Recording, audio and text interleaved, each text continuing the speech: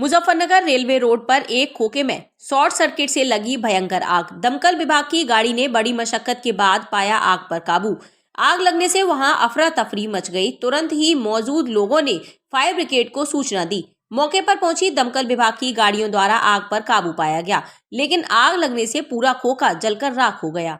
2 दिन पूर्व हुई नई मंडी क्षेत्र में हत्या का जनपद पुलिस ने किया खुलासा। क्षेत्र के अलमासपुर में 25 वर्षीय जितेंद्र उर्फ चुईया की हत्या का पुलिस ने खुलासा करते हुए दोनों आरोपियों को गिरफ्तार किया। गगन शर्मा उम्र 21 वर्ष व राहुल नेगी उम्र 20 वर्ष को आज मुजफ्फरनगर रेलवे स्टेशन से गिरफ्तार किया गया। साथ ही हमला करने वाले चाकू को भी बरामद किया गया। बताया जा रहा है शराब के नशे में अपराध की घटना को अंजाम दिया गया। श्रीमान एसएसपी महोदय के द्वारा इसमें गिरफ्तारी के लिए सीओ नई मंडी के नेतृत्व में टीम का गठन किया गया था।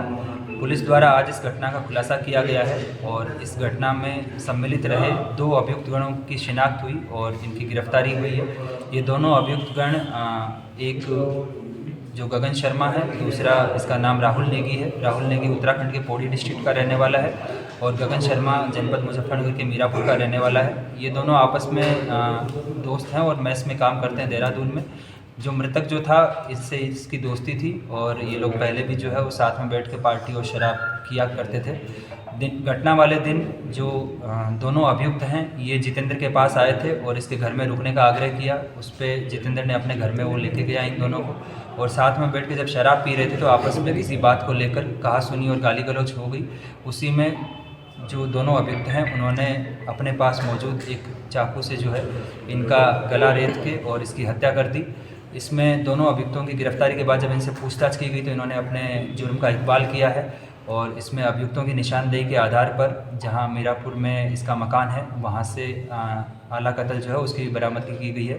तो इस प्रकार थाना नई मंडी द्वारा जो 3 दिन पहले जो मर्डर हुआ था उस मर्डर का खुलासा करते हुए दोनों अभियुक्तों की गिरफ्तारी और आला कत्ल की बरामदगी। सर वजह क्या रही सर कत्ल करने की? क्या सर कोई मुख्य वजह नहीं थी, लेकिन गिरफ्तारी जो हुई है वो बड़ी मुश्किल से की गई।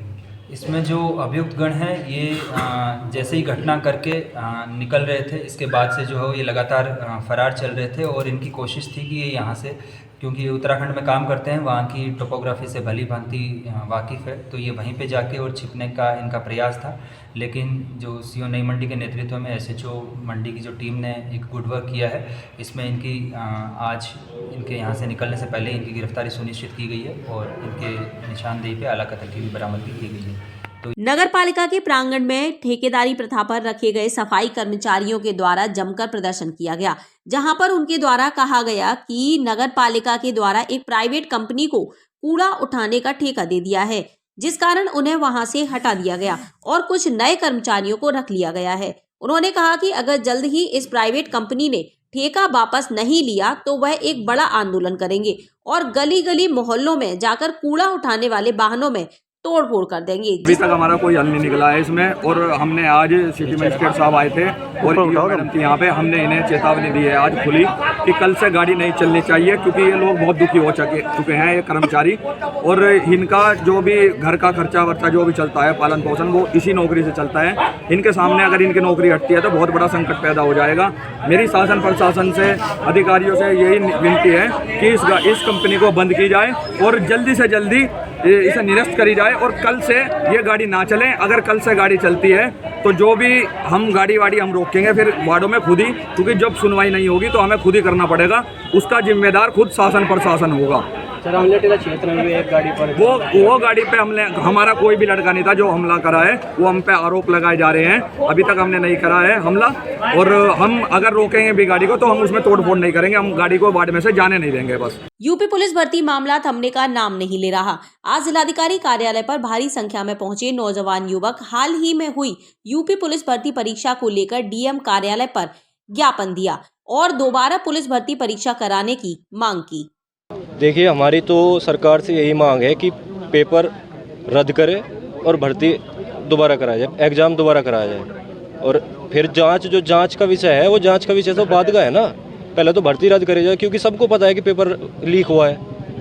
और हमने तो डीएम साहब को आज ज्ञापन दिया है कि भर्ती पेपर रद्द करवा के और पेपर को दोबारा री एग्जाम करा जाए। अभी किससे मिले आप? हम डीएम साहब से मिले। क्या कुछ कहा है? उन्होंने कहा है कि हम ज्ञापन भेज देंगे और वार्ता के लिए अभी समय देने के लिए बोल रहा है। क्या देखिए, उसमें तो प्रशासन की चूक है, हम सरकार की तो कोई गलती नहीं मानते उसमें, हमें तो सरकार पे तो पूर्ण भरोसा है, इसीलिए हमने सरकार को कहा कि अपनी मांग रखी और हमें पूर्ण विश्वास है कि पेपर दोबारा होगा। परेशानी होती है, सालों से आप परीक्षा की तैयारी करते हो और एक पेपर लीक हो जाता है और कुछ बच्चे उसे खरीद कर उसमें सफल हो जाते हैं। देखिए, बच्चे 6-6 साल से इस भर्ती का इंतजार कर रहे थे और ये मान के चलो कि एक बच्चे का 1 साल का 1 लाख रुपए आराम से खर्चा हो जाता है, किताबों का, पढ़ाई का, कोचिंग का।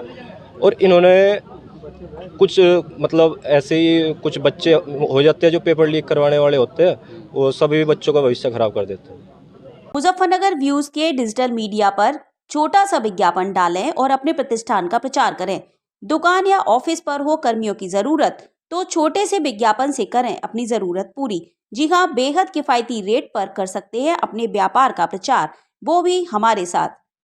आज ही कांटेक्ट करें 9458064487 या 9557777741।